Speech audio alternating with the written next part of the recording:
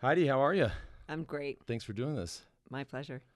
As we had lunch yesterday, and we both talked about this. Like, it's awkward having a friend on the podcast. Like, we were just talking about Jimmy Johnson, but I mean, with the guy like Jimmy, I'm like, okay, some of the stuff you're just gonna have to pretend like we never talked about it. Right. But, like this is the first time. But we have not ever talked about this book, Conversations with Artists. That is true, because it's new. I didn't realize we had a printing. A press? A press at the museum here. Yeah, that was one of the first things I did when I came to the museum. Really? I started the Aspen Art Press because I love books. You've been in my office. Some people think it's almost an obsession, but I think it's different having something that you hold in your hand and you can flip the pages and kind of fold them or put a bookmark in, underline, come back to, rather than reading something on a Kindle. And I didn't realize, these interviews took place over the course of 8 years, 2009 to 2017, some of them. Yeah, a few of them are even earlier. Wow. So tell me about tell the listener about the book. So for years, people have been saying, like, you should write a book. And I did a kid's book a few years ago, which is called The Rainbow Hour, which apparently kids love. It's very popular. But I did it with an artist named Amy Adler. She asked me, she said, instead of doing an exhibition catalog, would you consider writing a children's book with my images as the illustrations? So I thought about that for a while, and then I came up with a concept, and we did that. And I've contributed to a lot of books, and I've been the editor on a lot, but I really didn't think I had anything to fill a whole book. And then last year on my birthday, I was at yoga, and I had an idea for the book. And I've been having these conversations with artists really throughout my career, and often people come up and say, thank you so much. That artist is, kind of hard to understand their work, or, which we'll get into. Yeah. And you've made it more clear in a way than I ever thought was possible. And, you have a really special skill, yada, yada, right? But you're interviewing them. Yeah, they're interviews, but they're really kind of conversations. The idea, I never come prepared with questions. Did you record them? I mean, some of them were recorded. 10 some years of them, ago. Yeah, exactly. Some were on the local TV show that we have. Yeah. Some of them I was able to do over a, email conversation. But the idea is just trying to be present and make myself as available and vulnerable to the artist as I'm asking them to be. And so it's not pre-scripted. It's not assumed. There's nothing that I come to the table with other than, genuine interest in talking. Right. And I guess they obviously knew that they were being...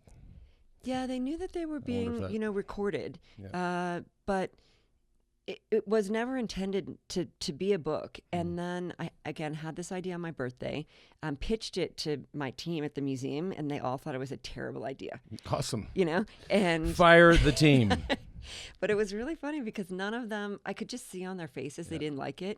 And then one of them said, well, I have a conversation scheduled with Distributed Art Publishers, DAP, who distributes our museum books, later this week, and I'll just float the idea. And I know that she thought they were going to, kill it, and then she wouldn't have to be the one to say, like, no, it's a terrible idea. Right. And she came back after the meeting and said, oh my God, they love the idea. They already pre-ordered 1,000 books, and they want to co-publish it with us.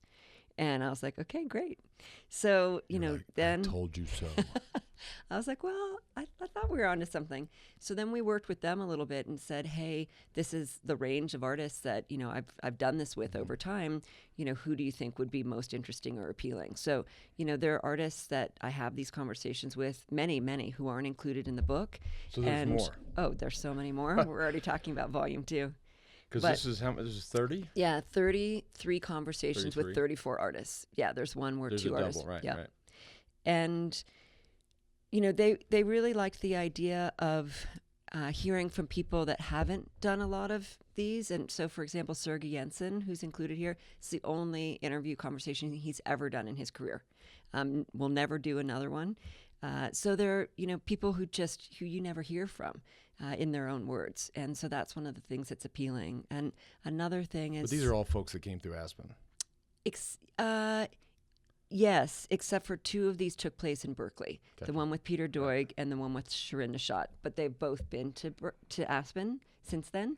But these are from there. Yeah.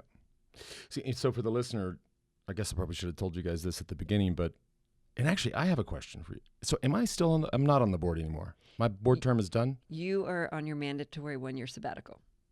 Got you. So I was on the board for 6 years. Why don't I know any of this stuff? You're I am busy. at the benefit the other night. You're like, I want to acknowledge all the board members, and this is the killer gala, which ended up being super fun, called Now, and like my name didn't get read out. I was like, I guess I'm not on the board anymore. Well, to be fair, I mean, which is we did have this conversation. I know, Okay. but I just didn't.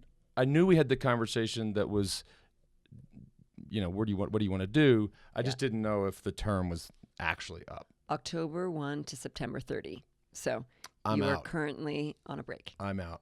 But so for the listener, I was on the board for 6 years. And most of these listeners probably don't know unless they maybe follow some of the socials or been over to the house. I don't know how many of you listeners have been to the house, but like art is like this little secret side hobby I've had for, I don't know, 15, 20 years. Yeah. And it's just, and that's how we met, obviously. Exactly. And one thing I will say to you and to the rest of the board and to the museum and to this community, and for the listener, you'll understand that if you know that I was on the board for 6 years, you know that about 2 years into that or 1 year into that, things changed. Right. And everybody in my life, corporations, my own charity, leaned out and ran. And I'll never forget, somebody called either you or maybe John Phelan, who's the chair, and said, you guys are going to ask him to leave, right? And you guys said, no. We love Lance and we love him, having him on the board. And I mean, that's just the kind of stuff I'll never, ever forget. So the listener should know that. Yeah. And that's right. People, a lot of people called me and I said, why would we do that? Lance is a great board member. He's generous of his time and his ideas and, his wealth. And he's a great friend of the museum, and he's defended us in times when people were critical of us. And when someone's down, you don't walk by them, and kick them. You give them a hand. Right. So. Well, thank you. But most people do walk by and they don't give a hand. They give you a kick. Well, I try and do the right thing. Yeah. No, it was, but we went through this, which I wish that, and maybe I can show now that we're sophisticated in 2018. We're now have video. Like we've been talking about this forever. Now we actually did it. And I tell you this all the time, and I give you all the credit for actually getting this new building built. Right. So if anybody's coming through anywhere near Aspen, you have to come check out the Aspen Art Museum. I mean, it's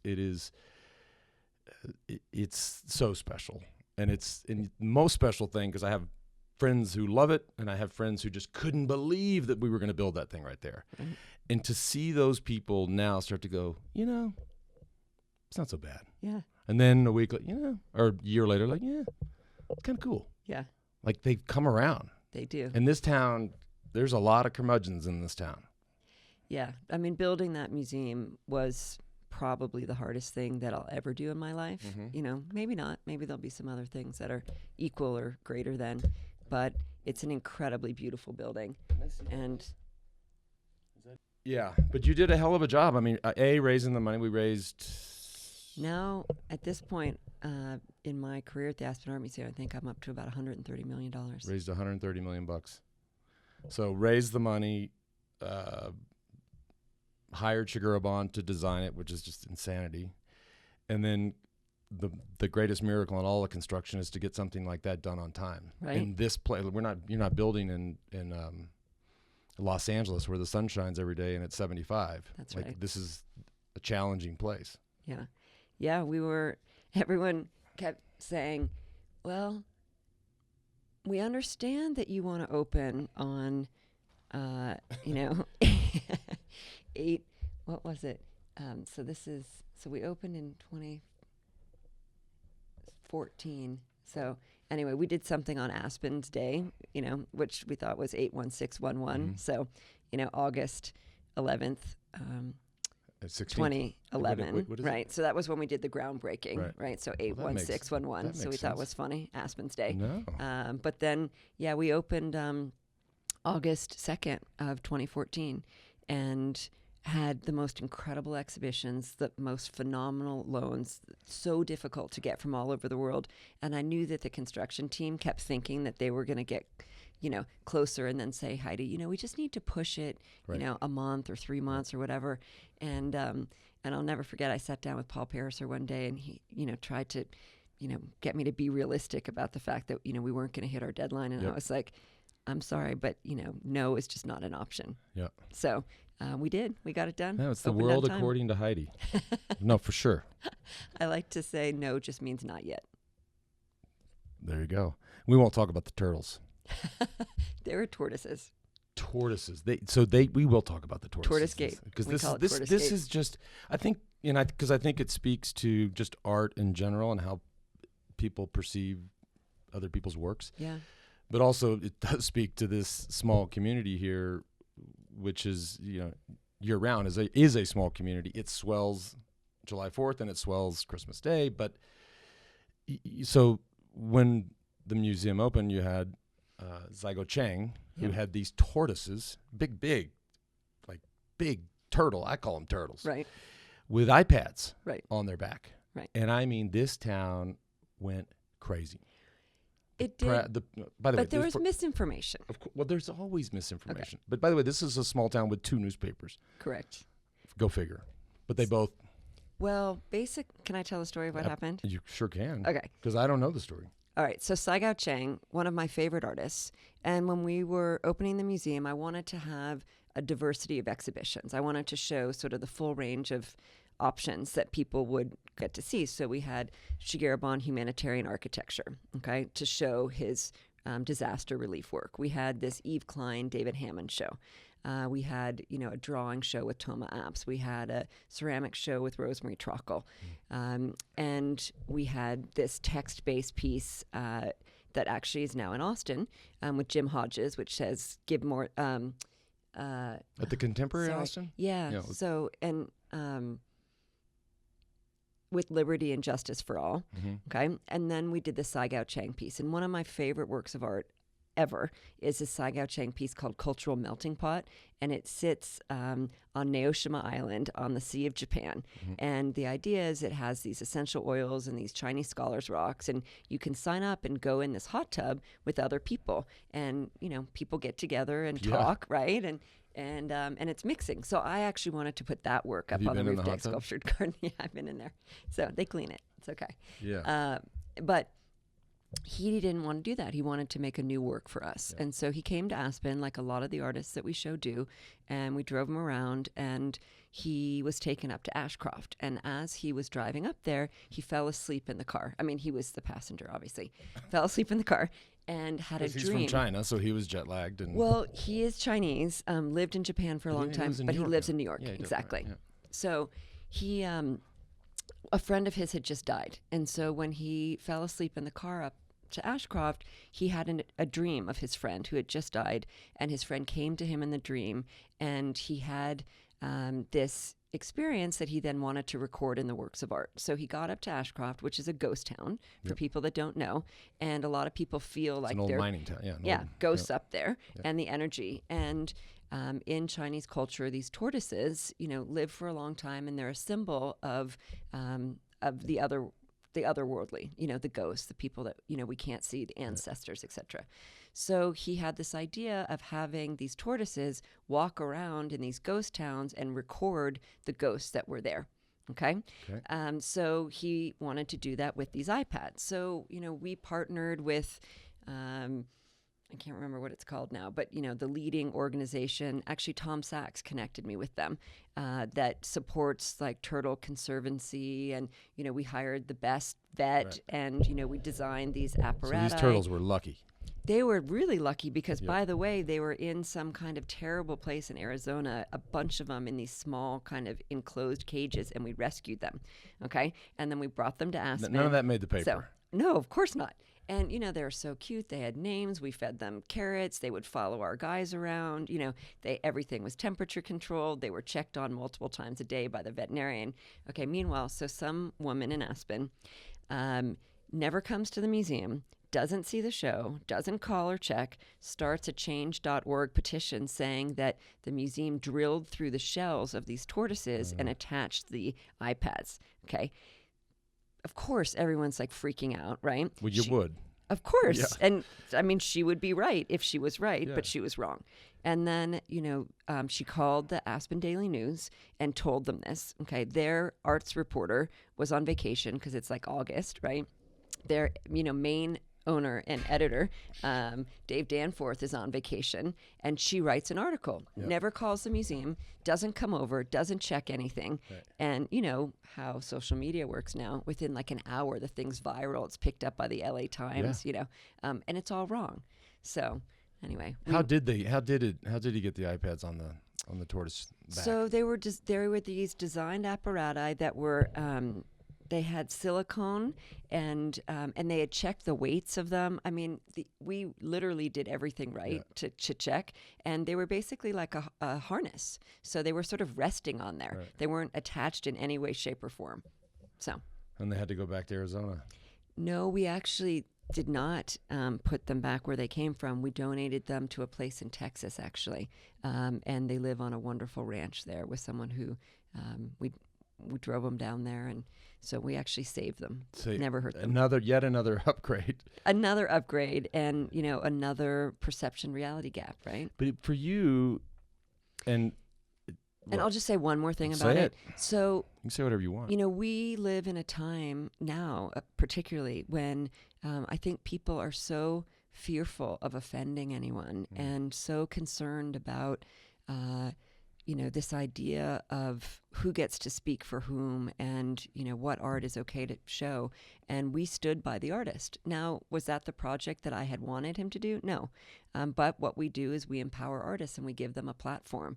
And so, we believe that censorship is a bad thing, right? And so even though people were really upset with us for the wrong reasons, but regardless, we stood by the artist and we kept the work up. Yep. Well, and it's and I would take it one step farther, and that story that you told about him falling asleep and having a dream, that has a real local, that piece was inspired here, and without driving to Ashcroft and falling, it would have been something else. Right. And people in Aspen believe in ghosts, I mean, we did this. I don't. Wait, no, do I? But in general, I've never asked myself that question. Like Aspen Country Day has a resident ghost. Her name is Miss Bess. And any kid that's gone to school there in 40 years, they all know about Miss Bess. They haven't seen Miss Bess. No, probably not. Some of them maybe. But for you, and and this is just the way it happened. And we've had a lot of talks about this. It was sort of like a triple whammy. There was at one point the paper reported your salary. Right. Town goes crazy, which I can get into how I just love defending our position on that, right? So there's that, then there's this, very modern structure in a town that has old, it's like the old West here, when you're walking around Aspen. So then you have people up in arms that is actually going to be dropped into our small town. Right. Then the tortoises. Right. And I was like, oh man, this is kind of a brutal start. For the opening of the building. Yeah. I mean, it was. Yeah. Yeah. But just so the listener knows, and we don't need to say the number. They'll all be looking it up anyways. It's a good number, and people are like, how could she make that kind of money? And I'm like, look, if we as a board, if she comes to us and says, such and such museum in New York, there's another museum in LA or Chicago has called me. Well, we have a choice. Do we want to keep Heidi or do we not? Do we let her go to LA, Chicago, or New York, or Boston, or whatever? Sure, we could do that, but we don't want to. So it's our decision to pay her what she's being offered to go elsewhere. That's the way the world goes around, and corporate culture, even nonprofit culture. That's right. Yeah. And we talked a little bit earlier about the success of the fundraising. You transfer that into, a corporate environment. I mean, that's real money. So, and not to say something about myself, but there are only 3 or 4 female museum directors that ever raised over $100 million. So It's not, may sound easy, but it's not, Yeah. You told this story at lunch the other day. Heidi and I had lunch with Nancy and Bob Magoon, Nancy is like, she's the queen of Aspen. She's without Nancy Magoon, this museum, you're not here, I'm not here, this museum doesn't happen. And Bob, her husband, is a doctor, is super sick right now. And so we wanted to just kind of connect with them. But we were talking about the first time, as I joined the board, you said, hey, will you come? Oh, right. Will you come to this lunch? And we're going to ask this person for money. And which is what you have to do. It's what I did for 15 years at Livestrong. And for every yes you get 10 no's. Exactly. And this person took a pass. Right. And we walked out and you were like, oh my God, he's going to be so bummed out like this. He's the first ask I send him on, the person says no. I'm like, that's what happens. Like, people get to say yes or no, but most people say no. First of all, most people are not charitable. And so therefore they're just like, no, thank you. Yeah, it's interesting because every once in a while someone will say like, oh, well, you're in Aspen, so it's got to be easy to raise money there because there's so much wealth. And I always say, the more money people have, the more often they get asked. So it's actually harder to raise money, when you're working with people that literally get asked every single day. Right. So we have to be, harder, faster, stronger, more specific, perform at the highest level we could ever think of, right, because we are an institution in a small town, but we compete against the museums in New York and Chicago and Dallas and LA and San Francisco and Boston. Whatever other causes they have there. I mean, exactly. They might have a hospital in St. Louis or, Correct. I have a very successful, wealthy friend who, sometimes it's about money, but other times it's about time. So they will, if you're that person, you get invited to everything, every envelope opening, every dinner, every gala, every luncheon. And to him, it's more about time. Mm-hmm. It's like, look, how about I pay you twice as much so I don't have to go. So right, he gets to keep his time. Right. Which is. Well, I think that I love raising money. I mean, I just get kind of like a rush from it, mostly because I feel like what we're doing really matters, and I feel like raising money is about offering people the opportunity to be a part of something that matters. And this, gets back to the book a little bit too, where I feel like, if you're fortunate, and, many people that we interact with are, then you can kind of do anything you want, right? Yeah. And if you can do anything you want, then I think what people really want is to find meaning, and to do things that matter. And I know that what we do with our institution really, really matters, right, in the lives of so many people. Yeah, the coolest thing is the amount of kids that come through the museum. Mm-hmm. Like, that gets lost in all this. Like, you see the beautiful structure. Most people see art that they can't get their minds around, mm-hmm, right? On a monthly, every show that goes up, exhibition that goes up, but the amount of kids that are exposed, not just to the incredible architecture, but to the works is, I mean, that story just doesn't get told. And John and Amy Phelan have been tremendous supporters of that. And so, for example, there's only one inpatient program for drug and alcohol addicted teens in the entire state of Colorado. Mm-hmm. Okay, it happens to be in Glenwood Springs, which is about 45 minutes from here, and we partner with them. It's a 6-week inpatient program, and we go down there, and then we bring the teens to the museum. And these are kids who their whole lives, people have been telling them, you got to think this way, you got to act this way, you got to fit into this little teeny box. And we say, you know what? You need to be safe. You need to make good choices. But guess what? You don't have to think like everyone else, because we work with artists, right, and artists don't think like everybody else. So here's an alternative way to express these non-traditional values that you have, or non-traditional needs that you have, in a way that's not self-destructive and is actually contributory to the greater society. Yep. So, I mean, what's more important than work like that, right? This is literally like saving the lives of... And you've seen that have an impact? Absolutely. There is a Sarah or a Joe that Absolutely, yeah. There you go. I mean, that makes it all worth it. And isn't there also some collaboration with the jail? Don't we have art in our jail? Did I hear that? I should know. I'm a deputy sheriff, officially sworn in this county, and I've never even been to the jail. So I have this... I've been close on my own accord. So, my perspective is that art makes the world better, mm-hmm, right? And anyone that interacts with art, I think, is going to be potentially happier, healthier, enriched in some way. Right. So, my philosophy is that if people can't come to us, then we should go to them. Yep. So, we go to all the local senior centers, but so I approached Don Bird, who's the head of the Pitkin County Jail. He's our warden. Exactly. He's our warden, the keeper of our guests. Loves to ride bikes. He's a great guy. Yeah. And right when I got here, and I said, Don, we'd like to come to the jail and do art programs, for your guests. That's what they're called here in Aspen. And he was super skeptical at first. He said, why do you want to do that? And I said, because it's the right thing to do. And I said, I'll raise the money for it. So we'll come and we'll do it all on our own dime. We'll bring in our educators. We'll bring in all the supplies.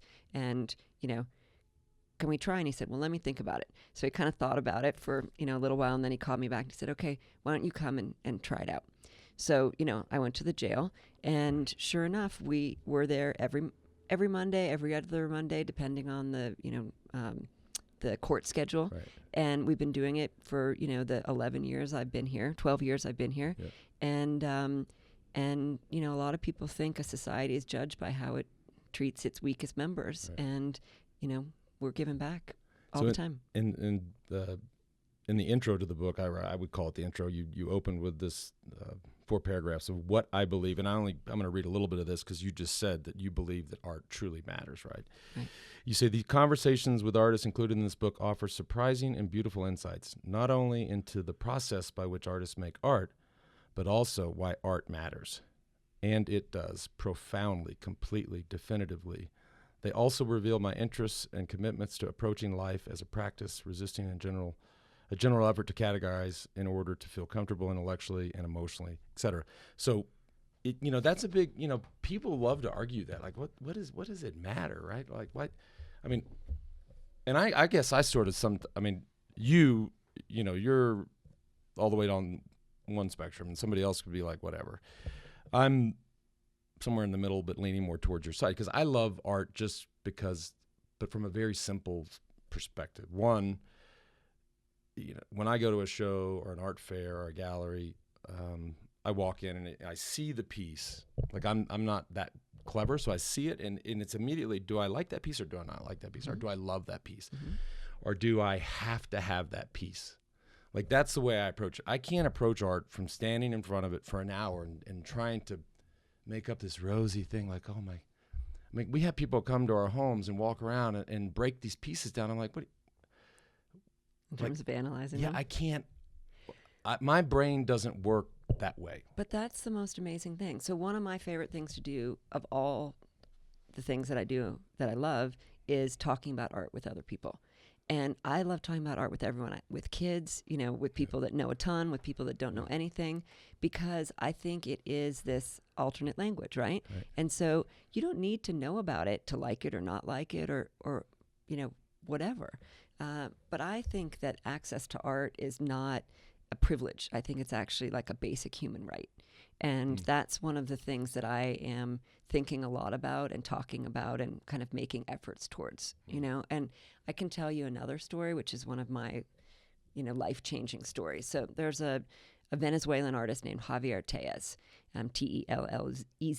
And before I came to work in Aspen, I worked at the Berkeley Art Museum, and I had been fortunate to travel to the Sydney Biennial in Sydney, Australia, and I saw this incredible piece that he had done.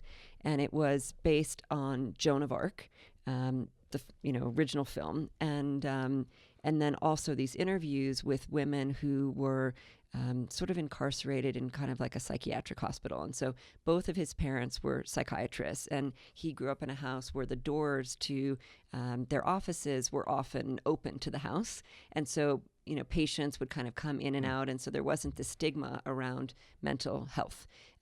So in all of his work, he works with people that have different, psychological challenges. So I wanted to show this piece in Berkeley. Then I got the job in Aspen, and it didn't seem like it would fit here. But I went to meet him in New York in a studio, and I said, I'd wanted to show this in Berkeley. It doesn't fit in Aspen, but I still wanted to meet you. And he said, oh, Colorado. He said, I've always wanted to do a Western.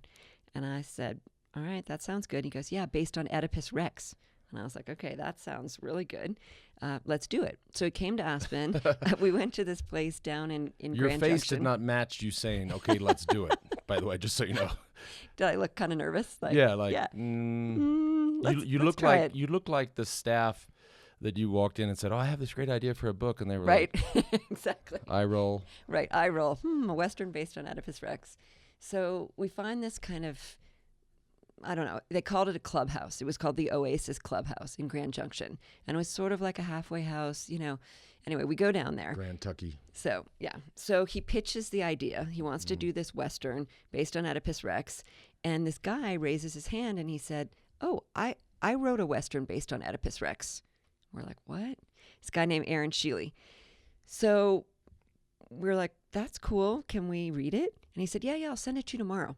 Okay. So sure enough, we come back to Aspen. In the morning, we get this script, a full Western based on Oedipus Rex. What are the chances? Okay.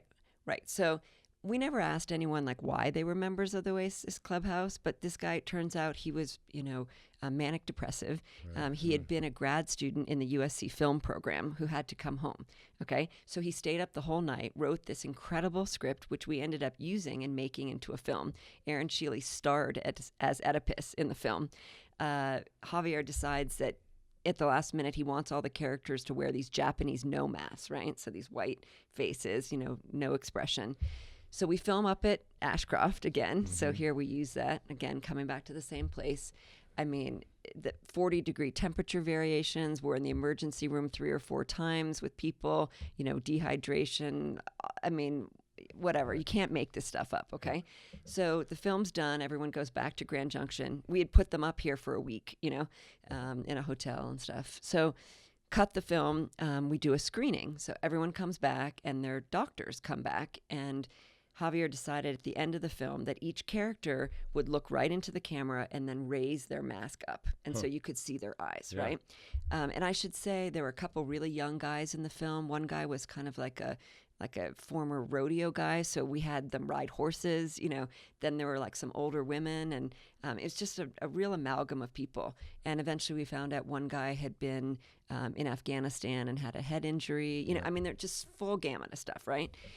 So at the end of the screening, everyone's crying, and one of the doctors came up to me and said, when everyone came back to Grand Junction, they were alive in a way they never had been before. And I had this flash, when you get like insight, and the flash was art saves lives, So like, it's not just me like thinking this, like sitting in my office, like I know this, because I've seen it happen. Yeah. And then you know it, like it's for me or most of the listeners, like I know a little bit, like I know 1/10 of 1% of what you know, but I hear you, because what I know, and I had Dakota Meyer on the show about a month ago, who won the Congressional Medal of Honor. He saved, 30 or 70 or some ton Amazing. of people in Afghanistan. But he came back a mess. Yeah. And so my point is, the thing I know and the thing that I believe is that endurance exercise saves lives, not just staying fit and staying healthy, but I just had this idea that in my mind that a soldier coming back suffering from post-traumatic stress, if they could just have that outlet, whether it's a long swim, a long run, a bike ride, where they even go back there. They go back to that place that caused them so much pain. And so all of a sudden, Dakota starts telling me about how he was literally dying. He's back home. He's drinking a handle and a half a day of scotch. He's, has terrible dream. I mean, awful. And then he starts riding a bike. And I'm like, what? Wait a minute. Like, I knew that would be the case, but that's the first time that I had heard an example of it. Yeah. So I think the greatest thing one could ever do is to be of service, right? So, and that's how I run the institution, like how can we be of service? So we just started a new program for veterans and first responders and the people that love them, and care for them. And we start out with a meditation. And excuse me. Yep. A lot of people have never meditated before, but we use that as you haven't? No, come on over.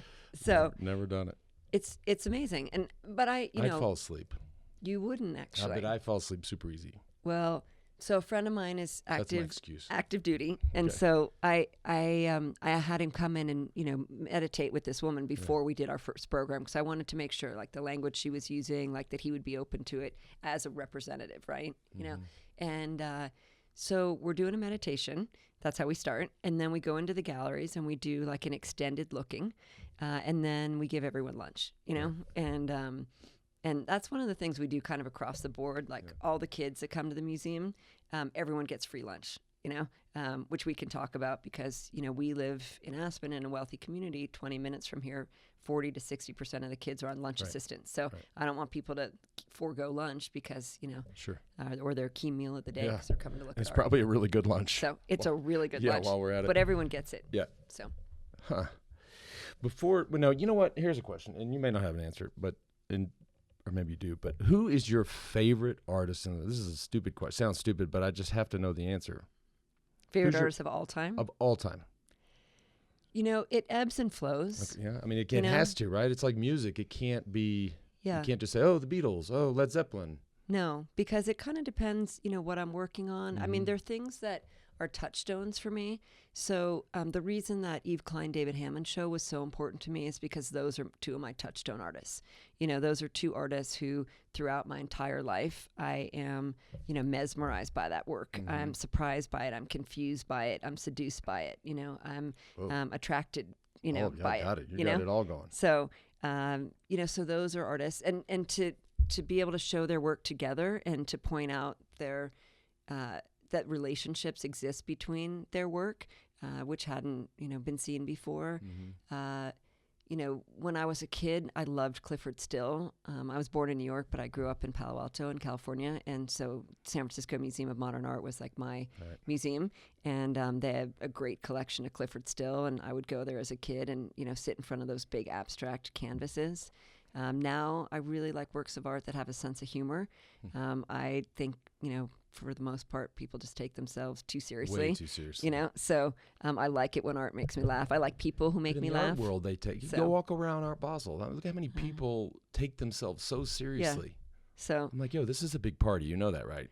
Well, so one of the works that I live with is a David Strigley drawing, and it's got it's kind of a grid of 4 of these super like weird, funny, you know, silly faces, and the text says "my other self" and 3 of his friends.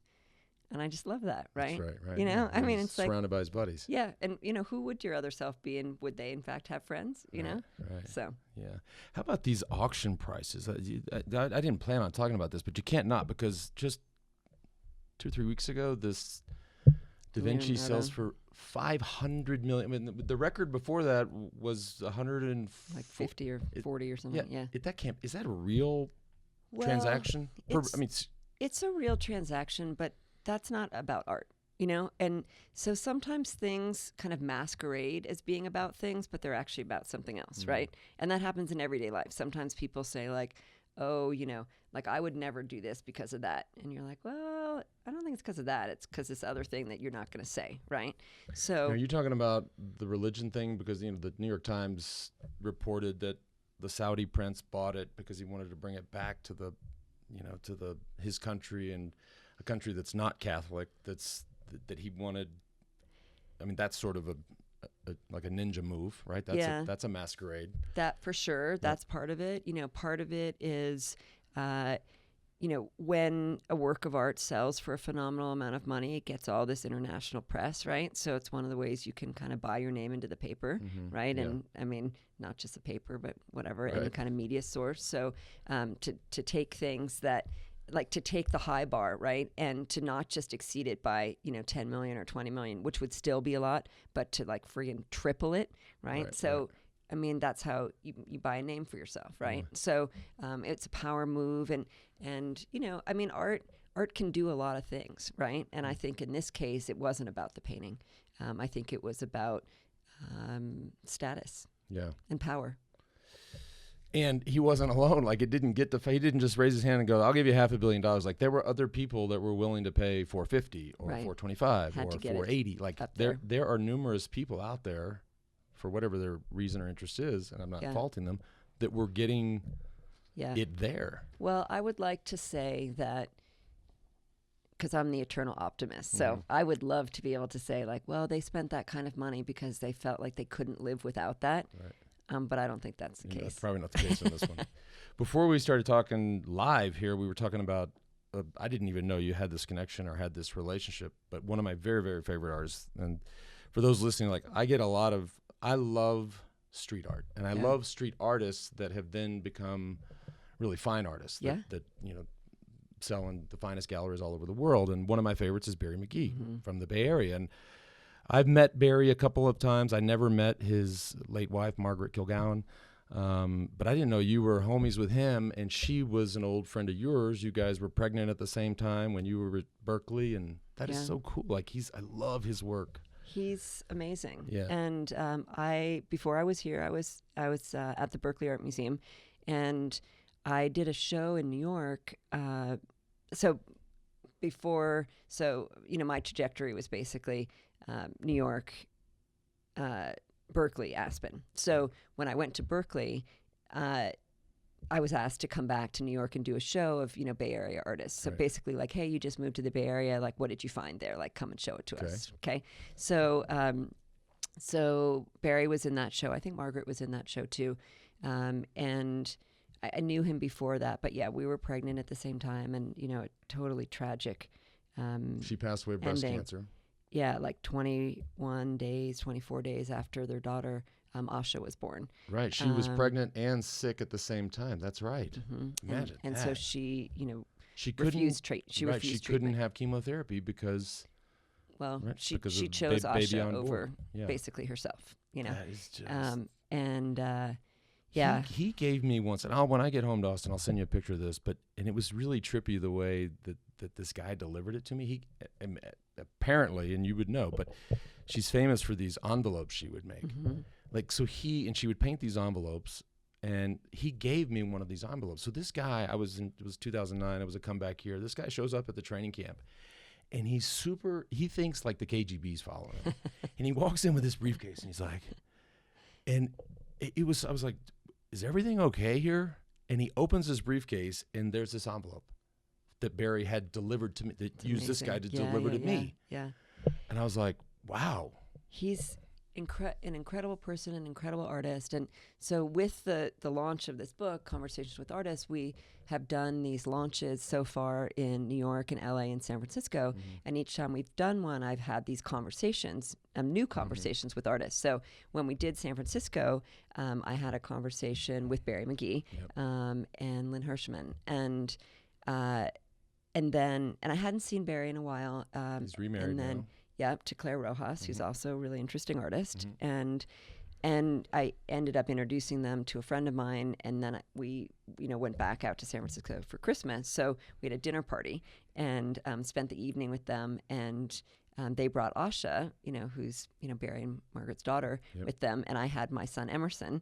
So that's who I was pregnant with when Margaret was pregnant with Asha, and Emerson and Asha had not met before, and it was like they were kindred spirits. I mean, it was full circle. I'm telling you, like it was almost eerie how they were drawn to each other. Are you talking love connection here? So no, because he has a boyfriend now. He has a girlfriend. Yes. My bad. Yes. You were talking about your son. He has a girlfriend now. We talked about that at lunch. Yeah, Lucy. But they were just homies. It was. Yeah, they were like these. They just knew. Yeah, somehow like these kindred spirits, and they spent the entire rest of the time together. We went out to Bolinas. They were going to surf, and he just said, "Mom, I haven't really met someone who I have so much in common with," and it's I don't know.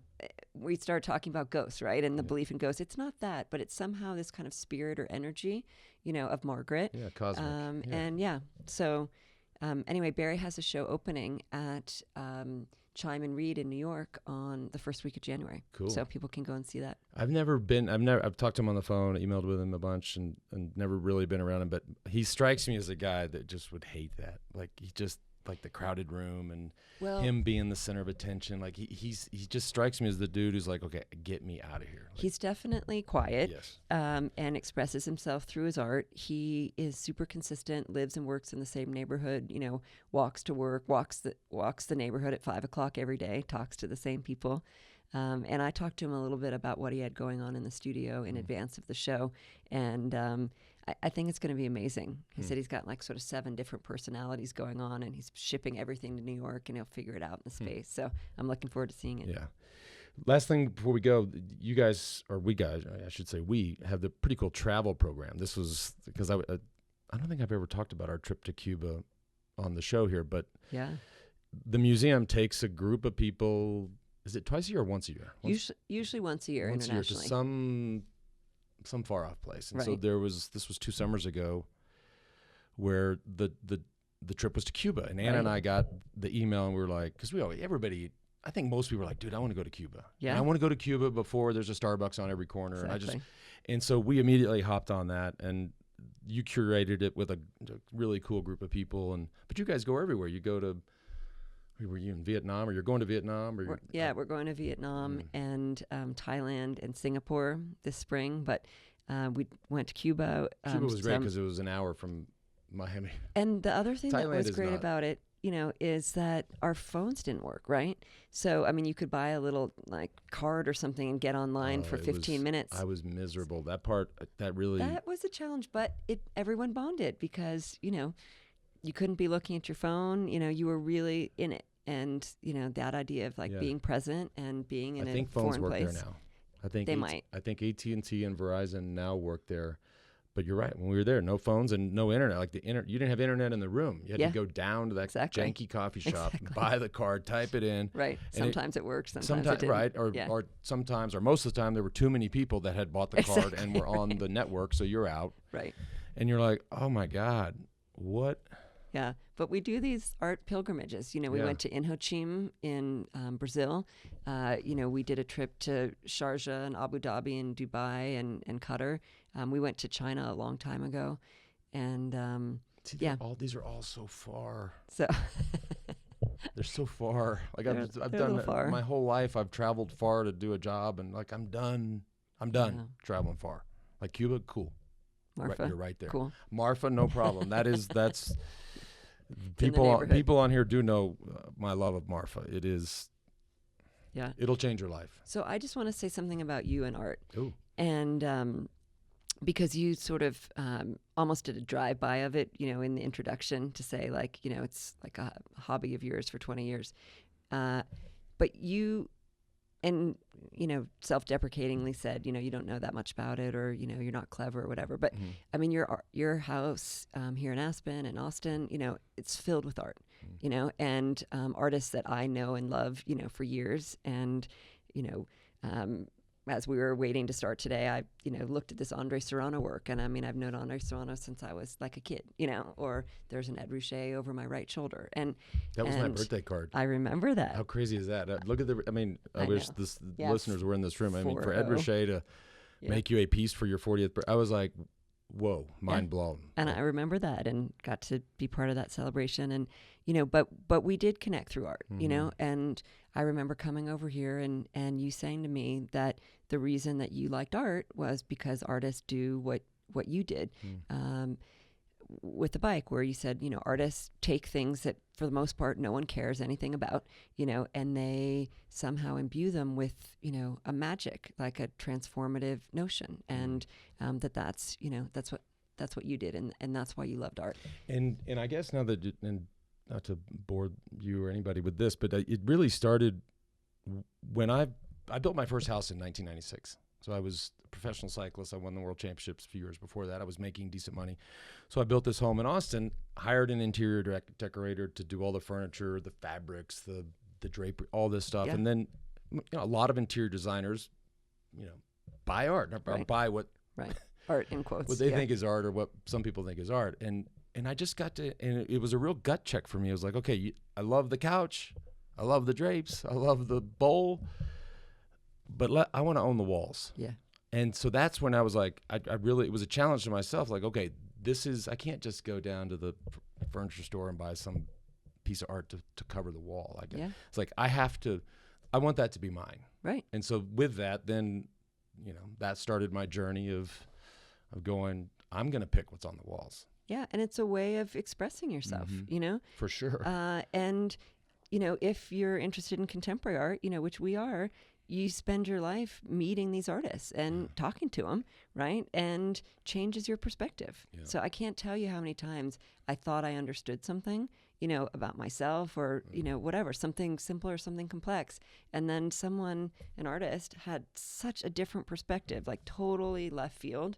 Yep. And, you're like, it's that pause, it's somehow like inserting that moment, where you question and you're curious, that then the transcendent can happen, right? You know what I love is I love art with, and I'm gonna get in trouble with some of the women listening, I'm sure, but like art with like boobs in it. Just because the only reason I say this is because like kids, like I have little kids. I have a 7-year-old and an 8-year-old. Most kids are like, they see boobs, they're like, they start laughing, right? Like, oh my God, there's boobies, right? And so I just think it's hilarious. Like my kids, they're unfazed. They're like, yeah. There's this one. Actually, that piece used to be in Aspen. We moved it back to Austin. The wood sculpture Morgan Herron did that I bought at Armory many years ago, and it's a life-size replica of his wife with the octopus on her head, but it's 2x4s glued together. I mean, it is. I look at it, I'm like, how in the F did could he possibly do that? Anyways, she's got her boobies out. Yeah.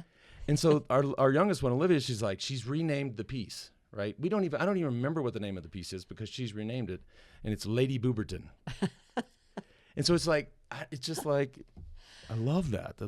Well, kids, I mean, one of the incredible things about them is that they just say what they think, right? They don't really have a filter, right? So I live with a really big Huma Baba painted photograph collage, right? And my kids, now they're older and, more mature, but they always thought it was super scary. They thought it was like this, crazy, scary face. And we used to have it like in the, kind of dining room in our old house. And they would be like, I can't eat, look at that. Anyway, I don't know if you've seen it, but collaged into it is the cover of Aspen magazine when you were on it. So your face is actually you have to really look to see it, but it's kind of, it's collaged in there and painted over and stuff.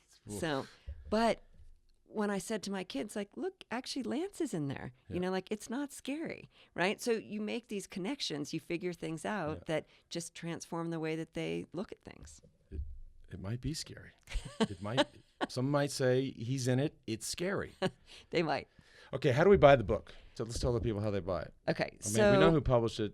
We know you wrote it. Is this like an Amazon thing, or how do you can actually buy it on Amazon? There you go. So, people, that's how the world buys everything on Amazon. You can buy it on Amazon. Okay. So you can come to the Aspen Art Museum. You can get it on the Aspen Art Museum website probably, but probably easier to just go and buy it on Amazon. Well, when most listeners, if they're in Kansas City or Seattle and they go check the ticket prices to Aspen, they're like $2,000. I suggest. I think the book's like $24.95. Right, so let's just go to Amazon. Go on Amazon. Let's cut out American Airlines and United and everybody else. There you go. And just get it on. Go to Amazon. Yeah. Thank you. Heidi, thank you.